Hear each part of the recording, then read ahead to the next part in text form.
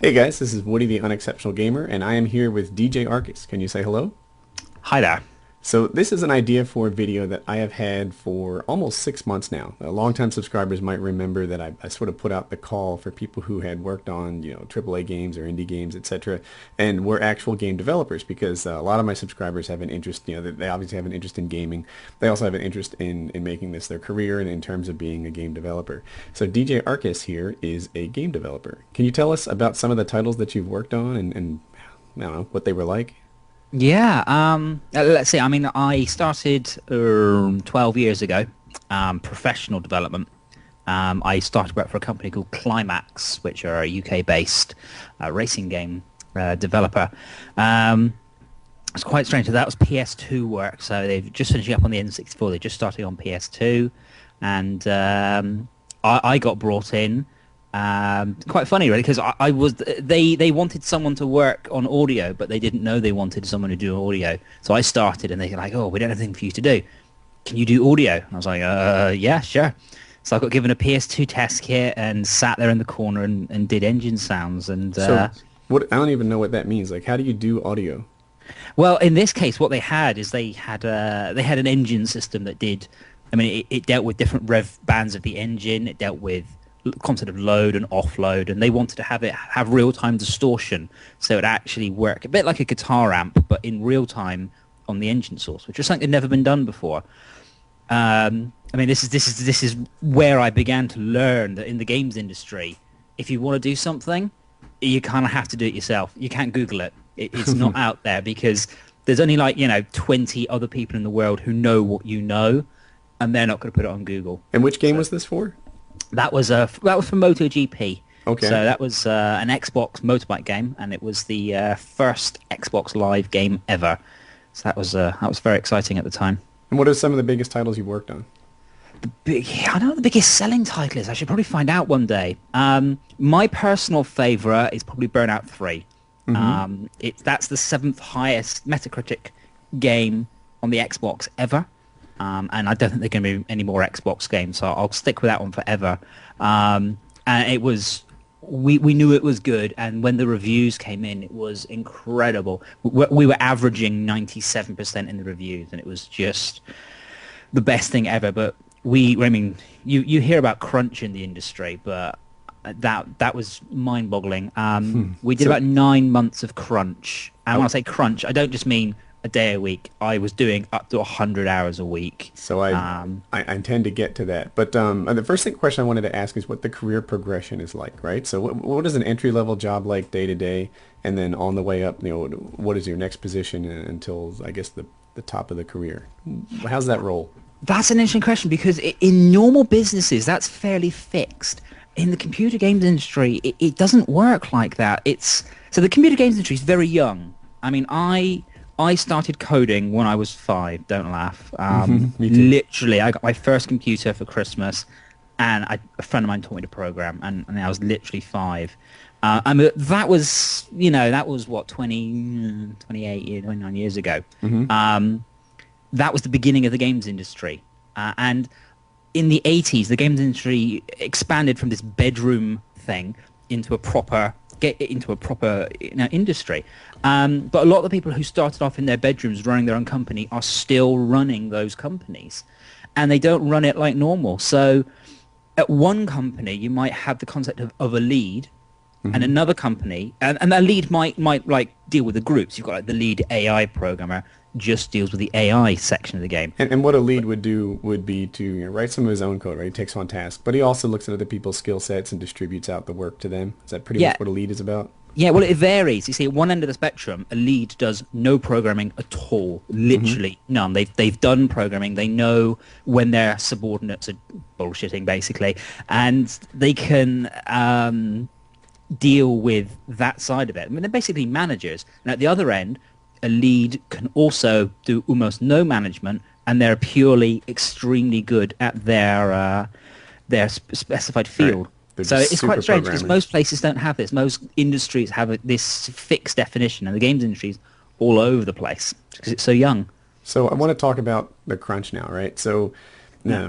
I'm on the outside here, but the crunch, or sometimes called the death march, this section of the project where you have a deadline that seems impossible to meet, and to meet it, people work 100 hours or more per week, and it can last from 3 months, it can be 9 months, it can be whatever. It's kind of a legend in the gaming industry how they work their guys so incredibly hard. Is it true? Oh, it is absolutely true. A lot of it is sadly because the job is fun, and don't get me wrong, it's hard work, but it is a lot of fun. But because it's so much fun, people don't mind doing it. Burnout. I mean, the crunch on burnout was to a degree the end of what I could cope with, because so that was 9 months of up to 100 hours a week, and it's just numbers. I mean, even saying it now, to me, that's just numbers. But to give you a perspective, I mean, that means I was at work for 10 in the morning, and I would work through till 2 or 3 a.m., go home, and then come back to work 7 days a week. You know, I had no Yeah. life. I worked and I slept. Yeah, Um, that's pretty much the peak of working, right? I've been there too. When you work just about all the time that you're awake, it it removes all the time for fun in your life. It's a yeah, tough well, time. I mean, the revelation hit me. I mean, it was the middle of summer. It was blazing hot. And when you've been coding at that level for so long, you can't just sleep. And I came home and it was boiling hot and I was sweating. And I ended up building a shelving unit at 4 o'clock in the morning, wearing nothing but a pair of boxers. And I remember standing there with a drill in my hand, stopping and going, there's something very wrong with my life. And it was at that point I decided that I didn't want to be. I mean, Criterion, the Burnout guys, we were the golden boys of the industry. Everybody wanted to be at Criterion. We were hot property, and because of that, everybody put in every hour they could because we knew that we were the best. After a year, partly the EA thing, we did Burnout 3. We knew we couldn't beat it. We wanted to do new IP. We wanted to do new things, but EA wanted us to do Burnout 4. And even internally, we started calling it Churn Out. And that was the point where, this is the problem with the industry. It's sequelitis. It's just the same games again and again and again. And that was really what kind of broke it for me.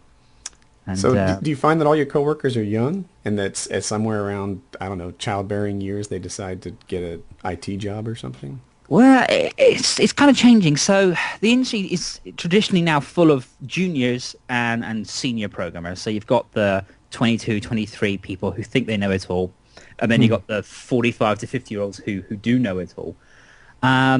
It was kind of traditional until about 5, 10 years ago. You're quite right. They've hit that childbearing age and they wouldn't leave. Now, the people who are running the companies have got kids, and they're a lot less happy about overtime. And the industry's kind of growing up a little, It's which is maturing. great. Okay. So the other thing is the job stability thing. So I have been told by people in the industry that when things go right, when you're like, I don't know, I'll say a Call of Duty title or a Burnout title, and things go amazingly well, then everyone gets a $1,500 bonus. They go on to the sequel, and that represents, wonderful success. And when things don't go right, when it's supposed to be a big hit, but it kind of fell down, that everyone gets laid off and everyone's fired essentially. Is that on target? Yeah, a guy I work with called Alex Ward, he has a very, very true quote, which is, you're as only as good as your last game. Bizarre Creations are probably the best example of this because everybody loves Bizarre. Bizarre did such good games. And then you sort of say, well, what did Bizarre do really recently that are good? And they're like, oh, well, Geometry Wars. I'm like, yeah, but big games because Bloodstone didn't do very well. And so, I mean, now, again, they're a high-profile company. They were the Bungie of their genre. But only a couple of games that didn't sell. Activision started to get itchy feet, and it doesn't. Until quite recently, I worked for Activision. I came in at the tail end of the DJ Hero stuff, and I was part of the Hero business unit. And as everybody knows, Activision have shut down the Hero business unit, so everyone got made redundant. And So the Hero business unit was Guitar Hero, DJ Hero, games like that.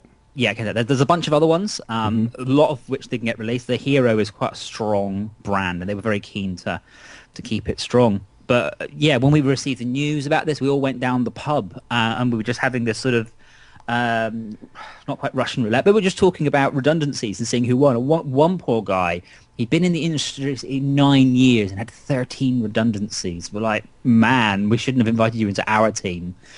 Um, but yeah, it is true. I mean, you get some terrible horror stories about people coming to work and the directors sold the company to investors, and he's buggered off with his yacht, and the doors are locked, or the security guards out, and they'll let you in one at a time with a box to get your stuff. Again, it's a sign of the industry being a very young thing. I mean, I always compare it to the film industry, which has been around over 100 years, whereas we've only been around 30 years. So it is slowly growing up. It's also interesting. So, I mean, again, the film industry, it's all contract work, 100% contract work, whereas the games industry is very little contract work. So, again, I can sort of see in the future that the games industry moving more towards being like the film industry, but it's just not there yet. Those footsteps. So on the screen, we're watching FortressCraft, and you wrote FortressCraft. Yes. So a couple of years ago, I decided to start doing indie games. Microsoft offered up this amazing system where anyone can write their own indie games, and you do this as a side business? Yeah. And you have a day job too? Yeah. So I do computer game development full time during the day, and in the evening. People ask me how I do this, but I kind of reply with, I don't know what else I do. I mean, I don't really watch television. I watch films on like a second laptop while I'm programming, but if I didn't write computer games, I would do my own thing. Everybody wants to get into the games industry. One thing you'll learn that when you're there, you don't quite get to do your own thing. Unless you're very, very lucky and you're working on something like Little Big Planet, which is a small team with a lot of creativity, you'll find you're a little cog in a very big machine. I mean, if you're working on something like Assassin's Creed, oh my God, I mean, they've got like 800 people working on that. And you'll find one guy, some poor guy somewhere, his entire job for a year was making sure that every bit of ground was tagged as dirt or concrete. That's it. That's your job. You're like, I'm in the games industry. What do you do? I tag the floors. on FortressCraft, this thing's been selling, right? Yes, absolutely. More than I would ever have deemed possible. There's a very embarrassing forum post which I should delete, but I will keep there, where I estimated the first month's sales at 2,000 sales, and it's now just beginning to approach the 300,000 mark. I mean, should be tomorrow, literally 300,000 sales, which is, I mean, I cannot describe how shocked I am that it's done so very, very well. I mean, I've been accused of all sorts of horrible things about the way it developed. Some guy is claiming that I've even stolen other games' source code. But because if our game was just purely on the hype and purely on the vilification, we'd have had a lot of trials and no purchases. But our purchase ratio is mind-boggling. I mean, it's still over 80% after 3 months, which is 80. 80%. So, yeah. So for every 100 copies, 80 people buy it. That's how good it is. So what people don't know is on Xbox, when you put together an indie game, there's a format you have to follow, and you have to offer a free demo. And then what he's talking about is the conversion of people who've tried the free demo that actually bought the game afterwards, and it's 80%. What's normal? Normal on Xbox Live Arcade is something like 8%. All right. So you're at 10 times the normal, an order of magnitude. 10 times normal. Yeah. Absolutely. So, I mean, do you make more on indie games than you do on your day job? Yeah. At this rate, I mean, the thing is, if at my day job I get paid no matter what happens, whereas with the indie game thing, it's got to keep selling. I mean, I've got to do new projects. I mean, I'm still working very hard on the first version of FortressCraft. I've still been putting in loads and loads of things that people are requesting. Until the sales, really begin to tail off, I'm just going to continue with that because it's making enough money for me to do this full time. What kind of we only have 45 seconds. What kind of education does it take to get into writing games? I failed my maths exams. I failed my English exams. I didn't go to college. I didn't go to university. That's not what I expected. I am living proof that you don't need an education. If someone tells you need a degree, prove them wrong. So what would be the typical education amongst your coworkers? Typical education is a degree that is completely useless. The the burnout designer, bless him, he's got a degree in fluid dynamics. That was Huh. his, and he's an audio designer. So a degree will help you get into the industry, but you'll find it's very, very useless. Everything I learned 5 years ago is about PS2s. It has no use anymore. When you're in the industry, you'll be learning all the time, and that's the skill you need. You need to be able to learn stuff quickly. Wow. So fundamentals of computer science, how to code, object-oriented, et cetera, et cetera. None of it, you say you don't need it. I never did it. I learned it all myself, and I learned all that stuff before we even had the internet. These days, I'd love to learn it all again. Go on to Google, games programming, object-oriented programming, C# tutorials, C++, Java. It's all there, and we had to get books from the library and read books that were 10 years out of date and stuff. All right. So we're over time. Is there anything you wanted to talk about before we close? The only thing I just want to say is just I'm very, very glad that I decided to start FortressCraft. I'm very, very glad I'm doing it, and I absolutely will keep doing it. And I've got so many awesome ideas, and I totally invite everyone who's here to follow me, to follow my ideas. And if you've got a really awesome idea, let me know, and I'll see if I can get it in the game. Very good. All right. Thanks for coming on the show. Thank you for having me on. All right. Bye.